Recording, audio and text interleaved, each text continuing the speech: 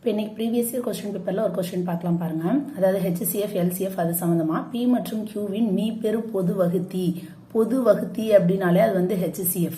ஓகேங்களா? பொதுவான அதாவது மீப்பெரு பெரிய பொது வகுத்தி அப்படின்னு சொன்னாங்கன்னா HCF தான் அப்படி கொடுத்துருக்காங்க. X மற்றும் இதில் உள்ள இந்த Qவோட வேல்யூ என்னது XY. அப்போ P மற்றும் Qவோட மீச்சிறு பொது மடங்கு.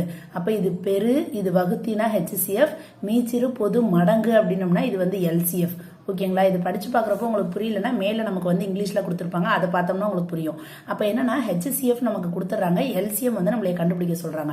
எது ரெண்டோட HCF கொடுத்துருக்காங்க? PQ அப்படின்னு முன்னாடிலாம் நமக்கு நம்பர்ஸ் கொடுப்பாங்க, அப்படி கொடுக்காம நம்மளை வந்து கொஞ்சம் கஷ்டமா கேட்கணுங்கிறதுக்காக லெட்டர்ஸ் கொடுக்குறாங்க. PQ அதோட HCF என்னது? X. அப்படின்னா என்ன அர்த்தம்? Common factor. இது ரெண்டுக்குள்ளாரே என்ன இருந்திருக்கும்? கண்டிப்பா X வந்து இருந்திருக்கும். இப்போ இந்த ரெண்டு நம்பர் அதாவது இந்த ரெண்டு லெட்டர்ஸ்க்கான வேல்யூ என்னன்னு தெரிஞ்சாதான் நம்ம LCM வந்து கண்டுபிடிக்க முடியும். இப்ப P equal to Q equal to போட்டுக்கோங்க. ஆல்ரெடி நமக்கு கொஸ்டின்ல என்ன கொடுத்துட்டாங்க? Q is equal to XY. Q is equal to XY போட்டுக்கலாம். இது HCF Xங்கிறப்ப கண்டிப்பா வந்து PQ ரெண்டத்துல எது காமனா இருக்கும்?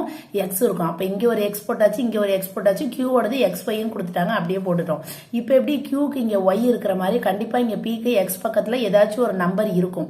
அந்த நம்பர் இல்ல, கண்டிப்பா அந்த நம்பர் வந்து அந்த வேரியபிள் என்னவா இருக்காது? Y-ஆ இருக்காது. ஏன்னா இந்த இடத்துல Y இருந்துச்சுன்னா நமக்கு HCF என்ன வந்திருக்கும்? ரெண்டத்துலயும் காமனா XY இருக்குன்னு சொல்லிட்டு XYன்னு வந்திருக்கணும்.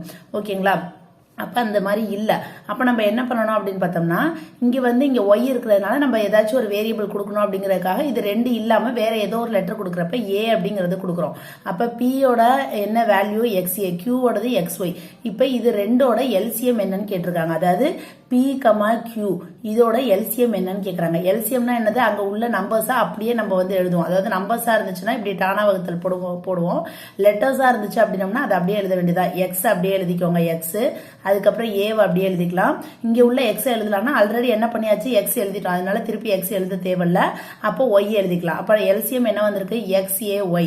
உங்களுக்கு ஆப்ஷன்ல பாருங்க XAY எங்கேயாவது இருக்கா? இல்ல.